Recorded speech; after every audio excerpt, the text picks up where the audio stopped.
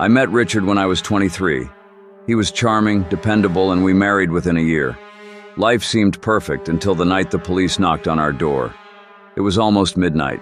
Richard wasn't home yet, which wasn't unusual, but the two officers standing on my porch were. They were looking for him, they said, in connection to several murders. My heart raced, but I told them he was working late. When they left, unease settled in. I waited, nerves on edge. Richard came home past 1 in the morning, his shirt stained with something dark. My throat tightened.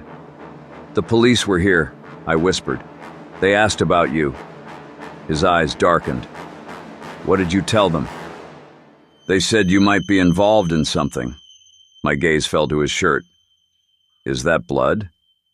He stared at me, his lips curling into a dangerous smile. "You've always been too curious, Anna." Fear chilled my bones. I stepped back, but he grabbed my arm, squeezing hard. "Don't worry," he whispered. "I take care of people. People no one will miss." My blood turned to ice. Richard was a killer. The man I married, the man I loved, was a murderer. I needed to leave, but he saw it in my eyes before I even moved. "You can't run," he said softly.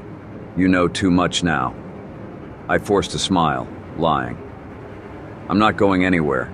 I just need a moment." He released me, and I bolted into the bathroom. With shaky hands, I locked the door and crawled through the window, landing in the bushes outside. I ran, my heart hammering, until I reached the neighbor's house. Banging on the door, I prayed for help.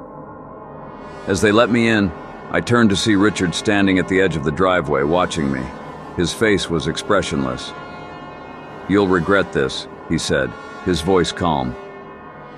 A week later, Richard disappeared without a trace.